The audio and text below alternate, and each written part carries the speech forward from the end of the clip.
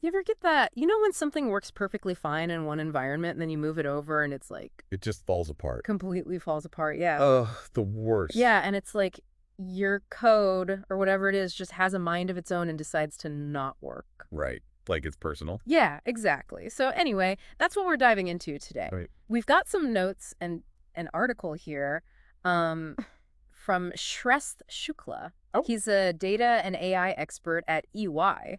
Oh, cool. And he ran into a really weird problem while he was working with Microsoft Fabric. Oh, with Fabric? Yeah, which is, it's still in preview mode. Right, right. It's still kind of... So No. yeah, you never know what you're going to find when you're working with something that new. Oh, absolutely. Yeah. Yeah, you're bound to run into some weird stuff Yeah. when it's that early. So anyway, Shukla was building this data pipeline. Okay. And he was using stored procedures, Uh-huh. which are like these mini programs. They live inside the database and they can do all kinds of stuff. Oh, right, like little helpers. Yeah, exactly. And in his case, he was using them to log each step of the process. Oh, that makes sense.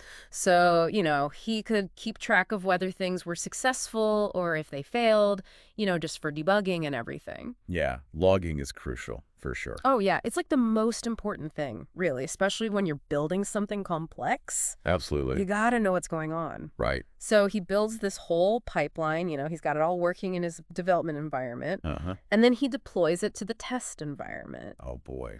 And this is where it all goes wrong. Oh, no. Yeah. So first of all, he has to manually change the blob connection, which is already a bit of a pain. Yeah, that's not a good sign. But then he realizes that all of his stored procedures, and he had like 22 of them, are still pointing to the development environment's warehouse. Ugh, 22 of them. I know, right? That's a lot. It's a nightmare. Yeah, so what did he, what happened there? So he tried changing the connection in the data factory interface, the like drag and drop UI, Uh-huh. but it just wouldn't stick. Really? Yeah, like it would look like it changed, but then when he'd run the pipeline, it was still pointing to the wrong place. Wow, so it's like... So he's like, what is going on here? And he decides to take a look at the JSON code for the pipeline. Oh, right, get down into the nitty-gritty. Exactly, and that's where he finds the problem. Okay, so what was it? So even though he changed the settings in the interface, the underlying code, the artifact ID, the workspace ID, and the connection strings, they were all still pointing back to the development environment. Oh, wow, so it's like the interface wasn't actually updating the backend properly. Yeah, like it was just ignoring him. So what are those things? The artifact ID and workspace ID? Yeah, so basically those are like unique identifiers for each stored procedure and its connection. Yeah. So they tell the system where to find the procedure, how to execute it, all that stuff. Right, so if those are wrong, then the whole thing's going to be messed up. Exactly, and so that's why his pipeline was stuck pointing at the wrong environment. Makes sense, but that's such a pain. Yeah, so it turns out this wasn't just some random glitch he was experiencing. Oh, really? Yeah, Microsoft actually knows about this. Mm-hmm. They've got it listed as an open issue, so they are working on fixing it. Okay, good. At least it's not, Yeah, at least it's not just him. just him, right? Yeah. But what are you supposed to do in the meantime, while they're fixing it? Well, that's where things get really interesting, and we'll get into that right after this. Okay, so they know about the bug. That's good, at least.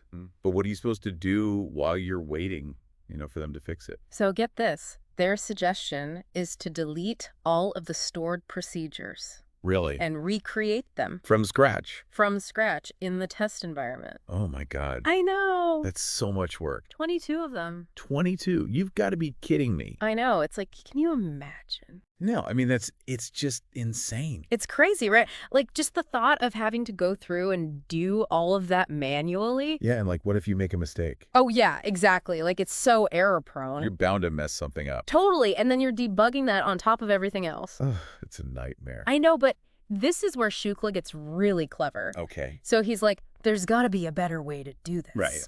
So instead of deleting and recreating everything, he comes up with this workaround. Okay, I'm intrigued. Tell me more. So first, he creates a brand new stored procedure in the test environment. Okay. Just a temporary one. Uh, And he connects it to the right warehouse, the test warehouse. right. And because he creates it from scratch in the right environment, it automatically gets all the right IDs. Oh, I see. So he's using that to kind of extract the correct settings. Exactly. He's basically making a template. Ah, clever. Yeah, so now he's got this temporary stored procedure with the correct artifact ID, workspace ID, and connection string. Okay. Then He goes back to his main pipeline code, the JSON code, Uh, and he finds this section for his new stored procedure.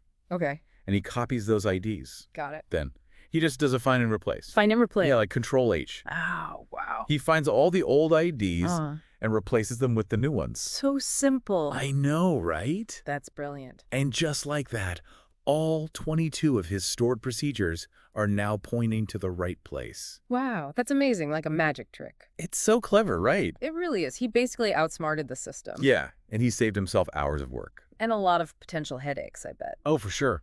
So it sounds like this wasn't just about fixing that one bug. No, absolutely not. It's kind of a bigger lesson here. It is. It's about understanding what's happening behind the scenes. Right, like going beyond just clicking buttons and hoping for the best. Yeah, because sometimes the solution is hidden in the details. Exactly. Sometimes you gotta get your hands dirty. For sure, and the story just really highlights the power of that. I Yeah. think it's really easy these days to just rely on, like, tutorials and stuff Totally. and just click the buttons Yeah. without actually understanding what's happening underneath.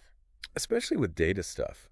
Like, there's so many tools now Oh, that abstract away all the complexity, uh-huh. which is great, Yeah, Makes things easier to use. definitely. But you run into problems like this. Exactly. And then you're stuck. Yeah, if you don't know how it works, You're totally stuck. it's like if you know how to drive a car, Right. but you don't know how to fix the engine. Then what happens when it breaks down? Yeah, you're stranded. Right. But if you understand how it works, Uh-huh. then you can at least try to figure something out. You can diagnose it Yeah, exactly. and maybe even fix it yourself. Yeah, and in Shukla's case, he saved himself hours of work Oh, yeah, for sure. just because he took the time to understand the why behind the what. Totally. And I think that's the big takeaway here. It is. It's so important. No matter what you're working with, Yeah, whether it's code or data or whatever. take some time to really learn how things work. Mm-hmm. It will pay off in the long run. It always does. Less frustration, more problem solving. Absolutely, and maybe you'll even come up with your own clever workaround. Right. You could be the next Shukla. Exactly. So that about wraps things up for this deep dive. Yeah, great story. We hope you found it as interesting as we did. I think it's a good reminder It is. It's a good reminder to always be curious to keep learning. and to never stop asking why. Absolutely. Thanks for listening, everyone. And we'll catch you on the next deep dive.